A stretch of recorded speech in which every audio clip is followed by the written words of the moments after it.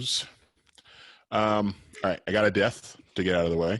I don't know if you guys know him. I'm not big on the classic rock. I guess you can call it classic rock, 80s, 70s. Eddie Van Halen of Van Halen. He died of, what is this, cancer, I believe? Throat cancer. Yeesh. That sucks. Yeah, he was, I had the age here. He was pretty young but again, cancer. Let's see, I believe he was in his 60s. He was in his early 60s. I lost my tab that I had. Get it together, Eric. I have 65. A lot of tabs. Yeah, thank you. I have a lot of tabs when I come to do the news. But Eddie Van Halen of the Van Halens. He did, y'all.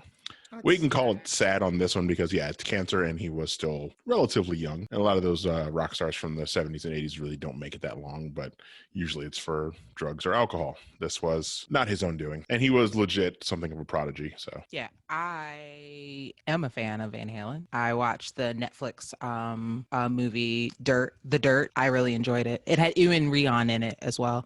Eric, if you want to watch it, he did a really good job. Was that about Van Halen? I thought it was about Motley Crue. Or were they like in the movie? They were in the movie. Okay.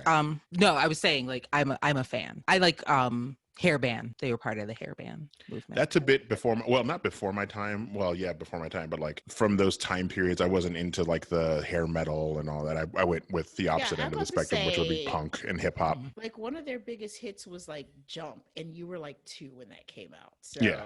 Well, I mean, a lot of the music that I still enjoy came out of the same time period, but just not the same genre. Like I would have been alive, I would have listened to, stuff like Sex Pistols or Buzzcocks, stuff like that. You limit yourself. Don't limit yourself, man. No, listen it's just all of it. I've listened to it, and it's just not for me. Oh. If it's your jam, for me. then it was for me. It's my jam. If that's your jam, then pour one out for Eddie. He did, y'all. Ooh, okay. Move on. Right. Speaking of dead things, Netflix is swinging the hammer and the axe as usual, and canceled fan favorite Glow. Not only did they cancel it, which people are upset about because the coming season was supposed to be their final season. Yes, it was. They've also said that they're not going to do the final season because COVID has shut everything down and they're very behind schedule and they're not bringing in what they expected. So they left it on a cliffhanger and I'm very upset about that. Yeah. The cast, apparently this was scheduled before the news of the cancellation came in. The cast came together and did a support thing for voter registration, but they also talked about hopefully talking to Netflix to try to get them to at least let them do like a finale movie to wrap things up. I would love that. Yeah, we need closure. It's a bummer. I wasn't. That's what they should have. They should be required to do that for any show that ends on a cliffhanger. Just do a finale movie to wrap up the cliffhanger. Not even that. Like if your show gets more than 3 seasons, you should be like, I feel like they should be able to work that into some type of contract. Like at least let us end it. Or some shows, they'll get the news early in the season that they're getting canceled. The problem with shows like Netflix is that they do it all at once. So it's not like something like one of the shows on the CW, like the superhero shows. They don't film the entire season at once. They film like in blocks. And then over the holiday break, they'll film a few more. But that's when you get the notification that, we're being canceled. So let's try to wrap up what we can. Let's film a little final finale thing and people will be pissed, but at least you get some type of closure. With Netflix, they film it all at once. They air it all at once. And if it doesn't do well, then all right, bye. You're not getting another season. But that doesn't make sense though, because Glow was doing well. That's the part that I don't get, but all right, whatever. They apparently they were planning on ending it this season anyway, because I guess the way the writers wrote it, they a lot of the cast has blown up since the show started. It was Alison coming Brie to a nice and end. Betty Gilpin, yeah, and they're hoping that they can at least wrap it up in a movie. So we'll see, but if not, along with that, they also canceled Teenage Bounty Hunters and a couple of other new Netflix shows, stuff that had been less than like 2 or 3 seasons. They also announced that Ozarks will be ending with its next season. Oh no, they canceled Teenage Bounty Hunter. I have Maria to thank for actually watching that. I watched that instead of watching the anime that she told us to watch. Mm-hmm. What anime that I told you to watch? King and Ashura. Oh, so you didn't actually watch it? No, I watched it. She I watched it. episode 2 and then I was like, Netflix, I can't, give me something else. And they were like, Teenage Bounty Hunter is on, and I was like, I don't want to watch this, but I'll watch it. And so I watched that, and then I came back to the anime, and then I watched that and I came back to the anime. I watched both of them. I heard it was fun. It was a palate cleanser. It was also weird seeing what's the name? I didn't realize it was Kadeem Hardison at first in Teenage Bounty Hunters. he is eating good, to say the least. He's eating off of the different world money. Yep. He is He was indeed. like, let me get them rerun checks. And So- Method Man was actually really good in that too. So it was just brought to my attention that somebody on the interwebs did a chart and basically put Netflix on blast because it looks like a lot of the shows that they canceled are all happen to just magically be shows that have really strong female stories. So I wonder, we should probably look into that because that may be something we want to talk about in the future if that's actually accurate. Because that's the problem.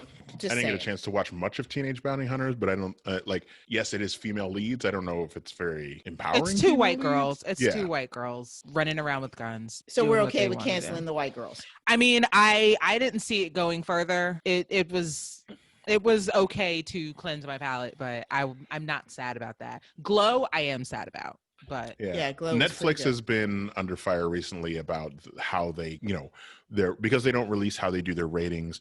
They've been under fire about how soon they cancel new things. So they canceled shows like was the one with the zombies that had Matthew Broderick, Daybreak, where it was supposed to be basically Ferris Bueller with zombies. Mhm. That actually had a lot of fans, and they canceled it. They didn't do a very good job with promoting that one. That again is the problem with Netflix. They don't really do commercials outside of ads on YouTube and things like that. So Yeah. All right. moving along. Yep. We got a release date. This is another victim of COVID. Disney Pixar's Soul will now go straight to Disney Plus on Fantastic. Christmas Day. But That's so, Manira, we're But- watching Soul on Christmas. well, Mhm. here's Okay. the thing. Unlike Mulan, this will not be a Disney Plus premiere event. It will be free with your subscription. Love it. So you don't have to drop another 30 on it. So all I'm hearing is that we're going to be watching Soul for Christmas as a family. That'll be our family thing. That I can cry I mean, by yeah, myself. no, we're not. I'll do it on quietly. my own. Quietly in a corner with a blanket, You're- crying. No. Well, yeah. Yeah, you guys will be on one. So yeah, that sounds about right. All right, sounds good. Anything else, Eric? Two quick things. Okay. I like We cookies. got the news this week that Benedict Cumberbatch will be joining the cast of Spider-Man 3 as Doctor Strange. We don't know how big of a role, but they have confirmed that he will be in the movie. There's also a lot of weird casting things with Spider-Man 3, like Jamie Foxx is apparently coming back, but is he playing Electro? I have a feeling with the way Doctor Strange goes, when him exploring the multiverse, we'll get some multiverse versions. Like we might see a quick cameo of Electro, maybe Andrew Garfield back as Spider-Man for a quick second. Things Like they're that. fighting each other? That would be Yeah, fun. like maybe them just jumping through dimensions. You see kind of a nice way to wrap it up together. Yeah. Don't bring him back for a whole movie. I don't need Jamie Foxx as Electro again. He was barely good enough for the Amazing Spider-Man 2. I mean, but But- I want Mr. Cumberbatch all throughout that movie. Yeah, I mean, hopefully he takes on kind of that mentor role that Iron Man left when he died. Spoilers if you haven't seen Endgame that came out a year and a half ago. This is very exciting news for me because y'all know how I feel about my boy Doctor Strange. So that makes my day. Yeah, I do know that the new phase, once we finally get fucking going, a lot of it will be based around kind of the mystic stuff because we have Shang-Chi, we have the Immortals, It will the be mystic my and cosmic stuff. time. Yep, it'll be And my time. I don't know if we reported previously that they also cast Miss Marvel, right? We reported that, right?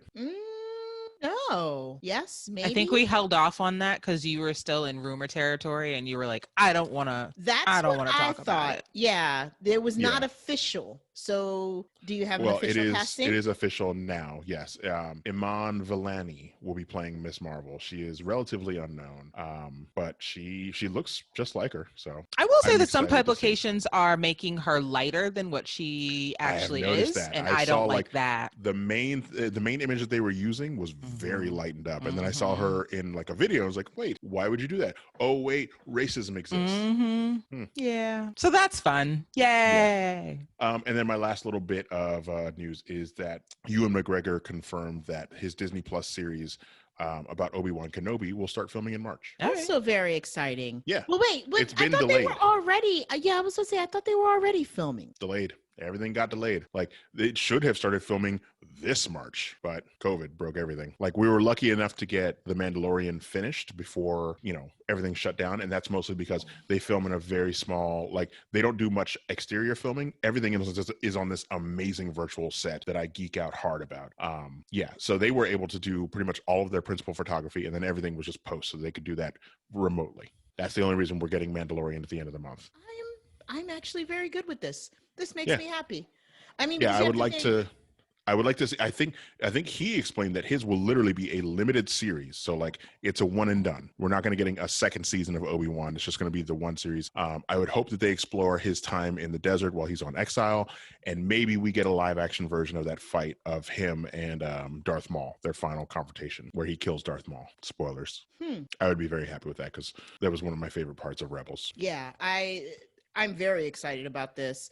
I guess my only thing is if they're starting to film in March, how long will it be before they air it? You probably won't get it if they film as fast as they do The Mandalorian. Maybe the end of 2021. All right. Well, Yeah. I can live with that. Yep, and that's my news. All right. Yay. Nothing too bad there. Good job, Eric. Good job.